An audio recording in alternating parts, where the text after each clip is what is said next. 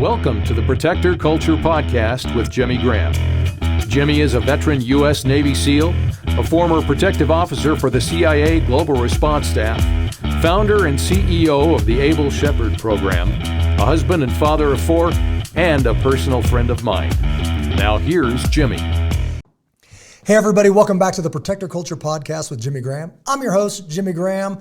Today we're joined with, as always, BK in the house. What's up, BK? How you doing?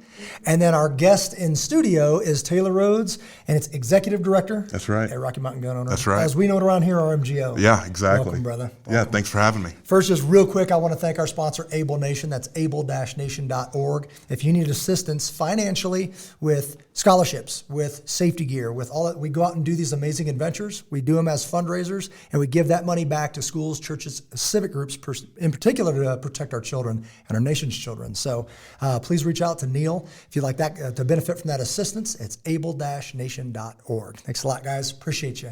All right, Taylor, what's up, man?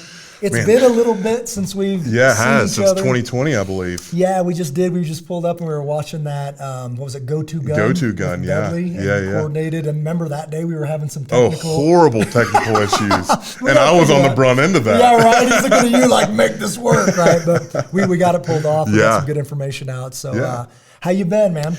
Hey, we're fighting the fight right now. It's, personally have been well, but in the realm of politics in Colorado, it's a nightmare. Yeah. So we're doing everything we can to fight back. Yeah. We appreciate you guys. Yeah, I want to take a second just to get, because I know you. We know each other. Sure. You're my phone, and you live down the street from me now. So now you're in my circle. Right, exactly. When the balloon goes up, I know I got to go down the street. But just take a second and say, Taylor Rhodes. Just a quick, hey, remember your story? You were just telling me because Kate the Great, we call her around here, reached out to you. Yeah. And saw that. Tell that story real quick, and then growing up to getting right here. Yeah, so it's funny. I got a call from Kate a few days ago and about something involved with Able Shepherd, and we were talking, and she said, I see your area code. Where are you from? And I said, well, it's a little small town north of Chattanooga. And she says, well, I went to school in a little small town north of Chattanooga. Turns out that she went to university in my hometown at Lee University. I grew up, I'm a son to a chief of staff to a member of Congress. So I've been doing politics since I was in diapers, unfortunately. But we moved to South Mississippi right after the congressman gave up his seat, and then ultimately moved to Cleveland, Tennessee, where I went to high school and grew up and came to Colorado. I guess I'm going on my 7th year here now. Have worked in politics, literally have run people for dog catcher all the way up to running for president. So now I'm on the policy side of things where we fight bad politicians in Denver at the state capitol each and every day. Yeah. Appreciate it, man, because people talk about politics, and I'm sure you get that, like politics, and whatever. I like to say the policies that govern our lives. Right. People say, I don't want to get political, and I'm like, you don't want to get involved with the policies that govern our lives? Right. And especially when it's pastors, and I'm like, then you shouldn't be reading your Bible. Right. So these are policies that affect my children, and you want to back off. One of the best sermons that I heard, and I heard this, 2 years ago, and it made there was a bunch of pastors in the room, and it made them so uncomfortable, but it was so great because it was called, the church is called to be faithful, not tax exempt. Yeah. And it was talking about how we need to take these strong stances in our pulpits. You're ultimately leading your congregation, and just because the government says, well, you can't say vote for, vote against this person, that doesn't mean that you shouldn't be talking about the issues and talking about each and everything that's impacting that congregation. And it made a lot of ministers very uncomfortable. Yeah. But I believe that, we need a revival in this nation, and not to get off too much on that, but I firmly believe we need a revival in this nation, and it's ultimately going to start with our local churches. Yeah. And I'm extremely passionate about that. Yeah, I absolutely agree. Brave Church, if you know that church. Yeah, of course. It's up off Hamden. And they started a thing, they're launching a thing called Cadres, and it is disciples making disciples. And it's, we've got it's based off your area code, and it's going to be cool, man. Right. It's zip code, rather. It's 80104, obviously. It's Castle Rock. So we've got a team already that's brewing. Oh, cool. And that starts very soon. But I absolutely agree. Couldn't agree more. So then you're in Colorado. What does that look like when you got to Colorado, and what have you been doing? So I came to Colorado kind of on a political favor. Worked for a guy that I didn't necessarily agree with wholeheartedly, but I got, frankly, got introduced to Dudley Brown, who ran Rocky Mountain Gun Owners, and I kind of wanted to leave. Was like, I can see the projection of the state. And Dudley talks me in and saying, look, we've got a fight here, and we've got a fight that we can ultimately, it may not be good now, but in the next 3 or 4 or 5 years, we can make some serious changes in the state. And I bought into that. And so I took over as a contract lobbyist in 2018, fought the red flag bill that went through the legislature that year. In 2020, we successfully, with the help of COVID, I think that's the only thing that COVID actually helped us fight gun control, fought off some gun control then, and then was tapped to be the executive director in 2020, and I took over the operation, and it is been the joy of my life to represent gun owners in Colorado, and I genuinely believe we have the best members of any social welfare group, because that's what we are. We're a social welfare group of any social welfare group in the United States. And ultimately, Rocky Mountain Gun Owners, a lot of people don't realize this. We're the largest C4, state-based C4 nonprofit, state-based in the entire nation, based on membership. It's not based on fundraising, but it's based on membership alone. And we're growing that right now because of the threats pretty quickly. And people are irritated and they want to fight back. Awesome. You mentioned red flag. So as it stands right now, can you tell the folks a little bit about red flag and what needs to happen, in your opinion, like with the red flag law? Yeah, so red flag, the initial bill passed in 2019. That initial bill would allow close family members and sheriff's officers, police officers, to essentially say, Jimmy, you're crazy, you can't have guns. Well, if you've known me for more than 10 minutes, you're going to say that I'm crazy, right? Yeah. So that passed. We filed a lawsuit fairly quickly after that, saying that they passed it in a legal fashion, in the illegal fashion. Now, what a lot of people don't realize, and maybe I'm getting too much into the weeds, but Colorado was a pioneer state. We were the frontier of the New West, and many people, when our state was founded, could not read. So it was put into our Constitution that a bill, if a legislator asks it to be read at length, it has to be read at length. One of Rocky Mountain Gun Owners endorsed politicians, let's call them, asked for that bill to be read at length. It was denied. So not only was it an unconstitutional bill, they passed it unconstitutionally. So because we thought it was a better way to pull it off the books, so we sued on the way that it was passed. Well, they've now come back this year, and they've said, well, they're going to win their lawsuit, and we think that we could infringe on your rights even more. So now, get this. Not only can your local sheriff's office or police department or, ex-wife, ex-spouse, disgruntled girlfriend, whatever it might be, not only can those people red flag you, but now your mental health psychiatrist can red flag you. We're getting a ton of military pushback on this because there's already this I'm not ex-military, but there's this, from what I've been told, there's this stigma around mental health treatment in that community. And now that you're saying, well, you're either going to have to choose between your gun rights and your mental health, a lot of these guys are saying, well, I'm going to choose my guns every time. So not only that is, if you have a doctor, I mean, you could go, an ER nurse could essentially red flag you. You come along in with a Trump T-shirt, they could red flag you. Yeah. But most concerning, your child's school teacher could red flag you, just based on that you said something wrong at a parent-teacher conference, or you've been at every school board meeting. I mean, look in Virginia, they were literally calling people that were showing up to school board meetings terrorists. Yeah. So you speak up at your school board meeting, you're now a terrorist, and you're now going to have your guns taken away from you. That's the path that we're on. That bill was just sent to the governor's office, and we expect that it will be signed into law in the next 2 weeks or so. We are actively looking at litigation against it. The issue with litigation against it right now is we need someone that has been negatively impacted, right? So let's say that I get red flagged. I could then bring that case against the state. If it's just, me and a couple of my buddies that file against the state, the state's going to say that we don't have standing to sue against that law. So we are planning litigation against that, but we frankly need someone to be on the wrong side of red flag for us to do that. Yeah. That's a scary one because I've talked to sheriff's candidates, local sheriffs, like all that kind of stuff, and they see it a little bit differently. Even with some of the things that are not constitutional, but it's used to solve crimes and protect officers. So it is a slippery slope. But it is and let's not forget. Let's just put this into perspective. I mean, let's say that you've got a gun guy on the opposite side of the door, and then you've got sheriff's officers on the other side of the door, both assumingly have guns. Yeah. Well, if you come beating on my door in the middle of the night, the first thing I'm going to do is pick up my AR and go to the front door. That does not put me in a good situation, nor does it put law enforcement in a good situation.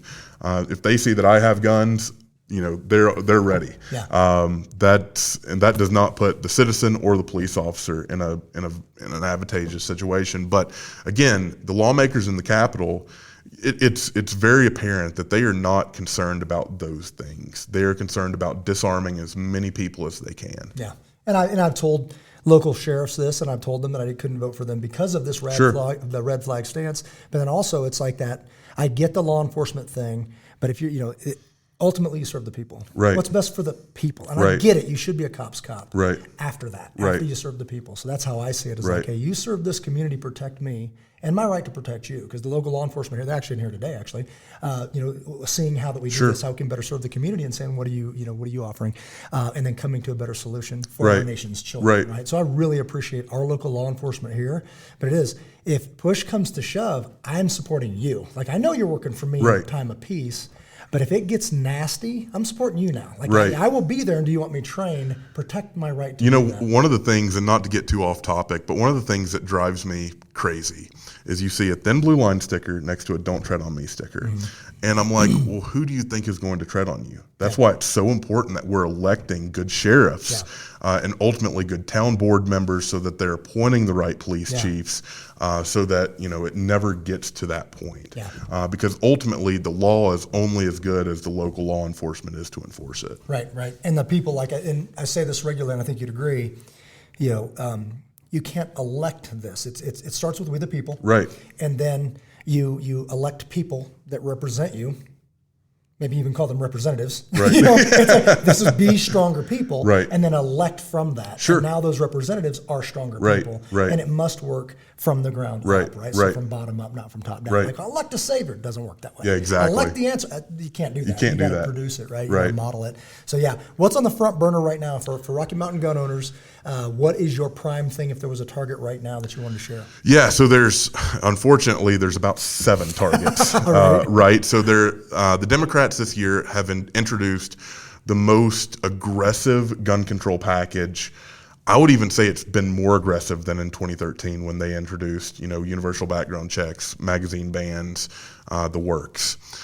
This year, not only have they introduced red flag, they have introduced, they're going to introduce a so-called ghost gun ban, likely tomorrow is what we're hearing. They've introduced a bill that would allow a victim of gun violence to sue the manufacturer. But get this, it's not just suing the manufacturer. So let's say that you have an FFL and you sell me, this is an extreme example, I know, but let's say you sell me a roll pin and it ends up in an AR that is used in a crime. Not only could the victim of that crime sue me, they could sue the manufacturer of the roll pin, and since it was put into a functional weapon, they could sue every other piece of that weapon. So they could even sue, let's say I went to Walmart, bought a flashlight, duct taped it to the end of my barrel. They could sue Walmart and that flashlight company. But here's the kicker on this. Let's say you and I are a victim of so-called gun violence, and we don't want to sue. The state could come in and sue on our behalf without our consent. Wow. So their goal in this bill is not to, give victims the right to a fair trial. Their goal is to put gun shops and gun manufacturers completely out of business. And what they're not thinking about in a lot of this is folks like you and folks like law enforcement that are doing training, that are going out and protecting people, that ultimately, if a shop like Triple J Armory or Bowers Tactical or Centennial Gun Club or any of the shops that we all love, if one of those places gets hit with one of these lawsuits, even though that those are some of the, most effective and well-run gun shops in this area, they're going to have a hard time fighting that back. Yeah. I mean, you're looking at several $1 million worth of litigation. So on top of that, they've dropped a bill, what actually just passed, to increase the age to purchase a firearm, 18 to 20. And the Mac Daddy of them all is the assault weapons ban. Now, it's we believe it's bleeding out in the corner, right? It's on its last leg. At least that's what they want us to believe. We prematurely said it's dead a couple days ago, and it, based on the article that was released, it was dead. But it is very much still alive. And our, gun people around the state of Colorado need to keep putting the pressure on the politicians in Denver, because frankly, they're having a civil war within, the Democrats are having a civil war within their own caucus. When the bill was initially leaked, when I was able to get a leaked draft back in, January, the beginning of January, the bill not only banned the sale of, so-called assault weapons, which not only this is not your grandfather's assault weapons ban, right? So this isn't just going after the big scary weapons like AR-15s and AK-47s. This is going after semi-automatic pistols and semi-automatic shotguns. So the Glock 43X that's on my hip would be an assault weapon under this proposal. Wow. It is completely nuts. So the initial draft of this bill, they had a possession clause in that, meaning that if you owned one of these so-called assault weapons, that you would either have to turn it in or provide proof that you bought it before the date of the ban, which would pretty much be impossible for most people. Yeah. I know that I have an AR that I obtained when I was very young, and I don't have any paperwork on that. I don't think I had paperwork on it when I bought it. Right. And so they're trying to make gun owners criminals overnight. They stripped that out, and the bill we have now just bans the sale. However, the more progressive end of the Democrat caucus is pushing to amend that back into the bill. And frankly, this is what's caused them so much delay and heartache. And I want them to fight as long as they can amongst one another, because that means that we're not having to bring that fight to them because they're just fighting amongst themselves. So if that does pass, I've made a pledge to our members that we will sue before the ink is dry on the paper. But when we talk about all of these bills, that's our goal. Of course, the bills that have been introduced, talking to our legal team and to our accountants, and based on our experience with assault weapons bans and things of the lawsuits that we're already involved with, we're projecting these are not going to be very cheap. We're thinking $750,000 to $1 million a piece.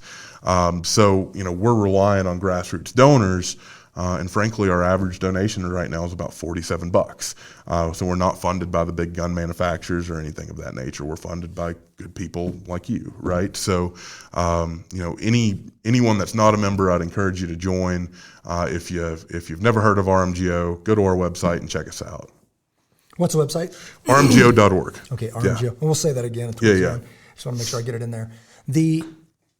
I tell my wife, because we get frustrated and it doesn't make sense. And I say, hey, you're banging your head against the wall because you're trying to make sense of nonsense. Right. Like, we're in la la land. There's no constitution. There's no sense in any of this. And the only thing that makes sense to me, and I'll let you chime on this, and this isn't off topic, this is the topic.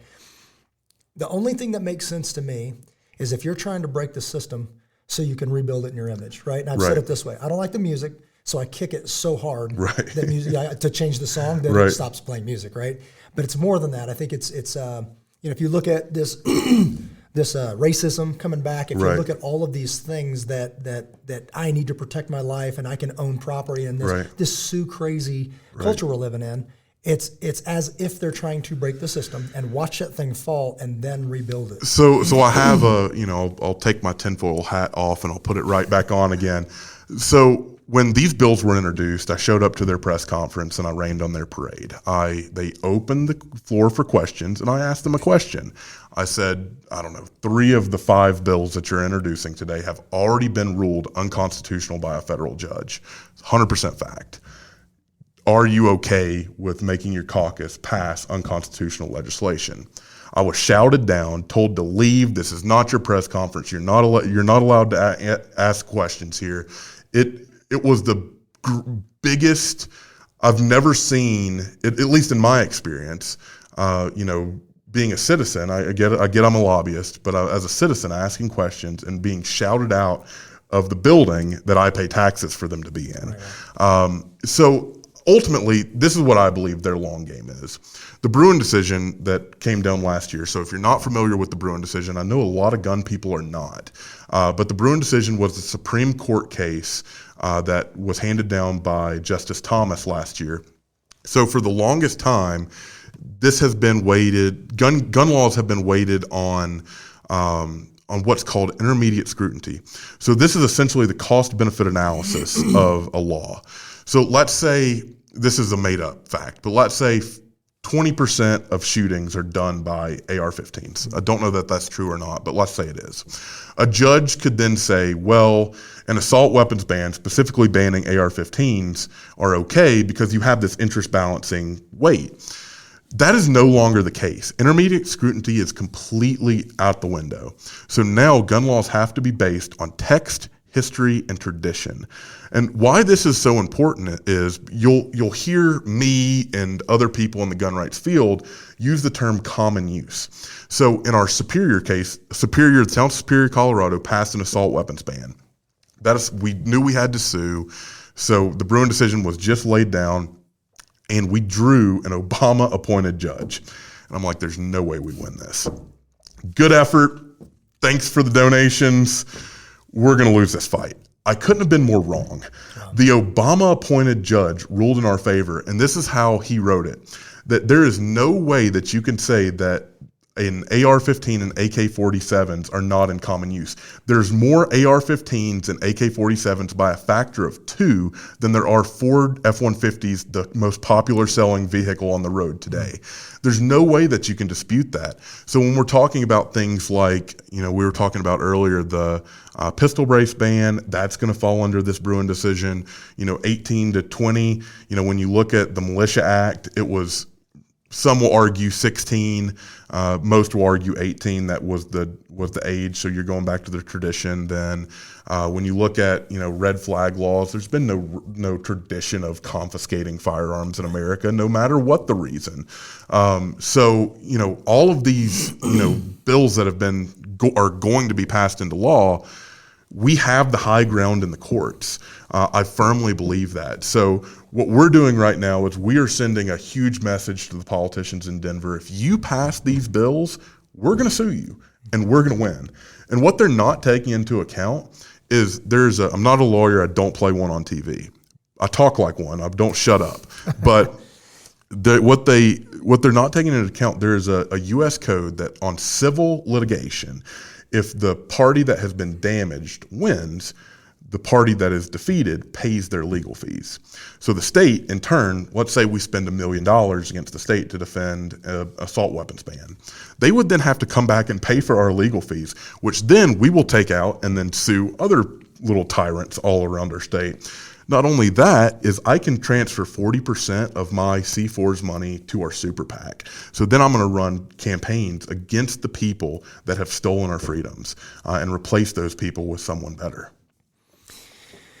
We say this regularly. It's my job, it's my duty, my right to protect my family. What does our future look like to do so? Like literally, whether it's educating my kids, it's my job, and I use tax-paying teachers to do so. Right. And if they're not going to do it in line with my values, we find another school or they're fired, right? And the same thing with defense. Right. So I hear this all the time, and it's frankly one of the most irritating things that I hear. For you, it probably is not that irritating, but for me it is. I hear all the time at the gun range, well, I shot 2,500 rounds downrange this month. Mm-hmm. Congratulations. You're a better shot than I am. I get quite a few downrange. Not necessarily. I see people shoot a lot of bullets, but not a lot of quality bullets. That's fair. Yeah. So, and they're saying, well, I'm supporting the Second Amendment. No, you're not. Congratulations. You shoot a lot. Thank you for being a gun owner. you're not helping the Second Amendment, whether it be Rocky Mountain gun owners, GOA, or I ain't going to say the NRA, they're terrible these days, but National Association for Gun Rights, whatever the gun group might be, get involved. Mm-hmm. Get involved at the local level, get involved at the national level, get involved with somebody, and fight back. In Colorado, we're the only show in town. The NRA is not coming to save you. GOA, their membership list is tiny. I'm friends with their director. They're not coming to save you. We're it. So in Colorado, if you're worried about what's going on in Colorado, get involved with us. If you can't afford a membership, just call us and see how you can get involved. Yeah. If you can show up at the Capitol and testify, or you can, walk petitions around your neighborhood, or you can, heck, I had a lady the other day that she was 89 years old, and she didn't know how she wanted to be involved. She was on a fixed income, and I'm like, well, could you help me write thank you notes? She's been writing all of our thank you notes, and it is like they're these sweet one long page notes that this lady is cranking out and mailing. We're sending them the postage. I'm like, look, if that's all you can do, I want you in the fight, that's right? Awesome. So, there's not a job that's too big or too small, and we need you. We desperately need you in the fight, and you can join that fight. There's two different links that I'm gonna share with you. If you're specifically wanting to fight back against the assault weapons ban, you can go to armgo.org/AWB. That's Alpha Whiskey Bravo. That will send you to a link to sign a petition to stop the assault weapons ban. As I mentioned, if it is passed, it's going to be very expensive to defeat. It's going to direct you to a landing page after. Every single donation in that is earmarked for our legal fund. It's not going to go anywhere else. If the assault weapons ban is not passed, we'll use that money to fight another lawsuit, right? Yeah. It's going to the legal fund. The second web link I'm just going to give you is just armgo.org. Mm-hmm. If you've never heard of us, go check us out. There's good information on there. You can read more about myself or the founder, or just what's going on in the day-to-day gun rights world. Follow us on Twitter. That's normally the best way to get instant updates. Yeah. Thank you. We're on the heels of another horrific shooting in Tennessee. Yeah. Right? Love that the fact we're doing a podcast on this, actually contrasting why was Uvalde, You're right. Why was Tennessee. So heroic efforts there. Right. What do safe schools look like in the future? Like, obviously we've got this call for there should be a cop in every school. Right. There should be armed teachers. There should be whatever. And I've said it this way. This is my personal opinion, but I'm pretty close to this. Is that we might be short officers. We're not short men. Right. Of course, I mean women, but I'm called to pursue the hearts of men. Where is there a space there within our schools? Right. Or it didn't even have to go that route. What do you think safer schools look like? I think we share that heart on calling for hearts of men, because I think, when I'm asked by mainstream media what would have stopped this, there's three things that I point to.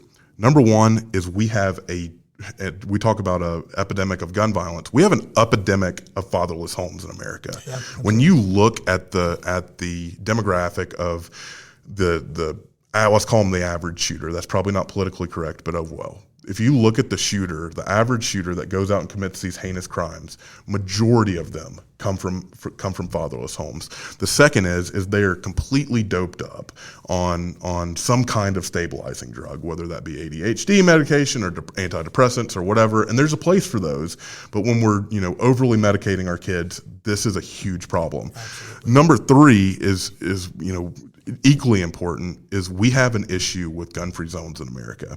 There was a study that was done by Dr. John Lott that claimed there was about 96% of mass shootings happen in gun-free zones. I think that's a little high. I actually think it's closer to about 92%, but we're still in a vast majority are happening in gun-free zones. So whether that be, putting an SRO in every school, we may not have the funding to do that. As you said, we're not short of men. There are tons of ex-military, ex-police, frankly, many of which that I've talked to would go and volunteer their time. Yeah. They would do the extra training to, stand in front of a school or, sit in the lobby or whatever it might be, and just be there. I mean, when we look at this shooting in Nashville, the shooter specifically targeted a school that he, she, it, whatever we want to call her, knew that there was not armed personnel there. Luckily, we did not see the cowardism that we saw in Uvalde, and we saw extremely brave guys that were running towards the sound of gunfire and not standing back and checking their Instagram. So it is it's a tragic event. But we've got to do something to fix it, and I think that we talked about our churches. I mean, I think this a lot of revolves around our community involvement, revolves around our churches. It revolves around making sure that men are men again. Yeah. We've got to get back to that. And I've seen this. There's this perception of we're not trained for that. It's so much tactical to say this is a protective principle we teach here. To get to them, you have to go through me. Right. That's worked since the beginning of time. Right. And maybe it was with hands and then bows and arrows and swords and then guns and then whatever. But it's stood true since the beginning of time. When you watch that video, another thing that comes out in this is not James Reese, right? He got me in the Jack Carr book, so what's up, Jack Carr?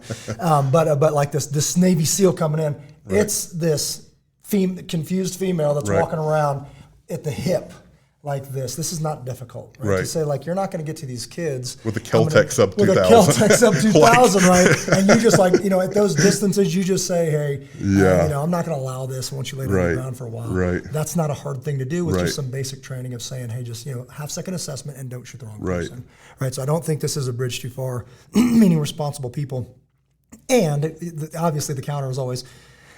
Are you telling me you're going to make teachers? If the word "make" is in that at all, it's the wrong person. You have to make someone carry a gun. It's not the right person. Right. But I've got a guy that works with us and eventually for us. He's a teacher. He's about 6'4", 6'5", just got back from, and he's a teacher. Short guy. And he's a very kid. Why wouldn't you arm that teacher? Right. You're a fool if you don't arm that teacher. Right. So and on that day, you'd pay $1 million, just like Benghazi. Benghazi, Libya. Obviously not there during the attack, but 3 weeks prior. On that day, they'd have paid $1 million for one more guy. Too late now. Right. It's too late now. Right. For 6 families, it's too late now. Right. To have one more person there that could actually, stop this horrible thing. So, that just makes me crazy because knowing that it is like, I shouldn't have to die for your kids. I would. Right. Like, you want me armed. Like you want you armed. Like, decent people, you want them because you'll never. I say this is a good advocate for the Second Amendment. Not the guy who's showing them my guns. Check it out. But somewhere something's telling me you'd be hiding under the table. Right. But a good advocate looks like this. We were doing a news interview at the local church that I went to here years ago, and they were doing a piece on active shooter, and a lady says, Jimmy, if we arm all these people, aren't we going to have all these accidental, negligent discharges and all this other stuff? And I was like, respectfully, every conversation you've ever had with me at this church, I've been responsibly armed. Right. And they go, So it wasn't look at me, look at me. It's like, I would protect you. Right. Do I get to live? Is it fair to my family that I have a chance? Right. Exactly. And Representative Neville, who represented Castle Rock, where I now live, for so many years, ran a bill that would give that allowance to teachers to carry, and of course for 8 years they shot it down.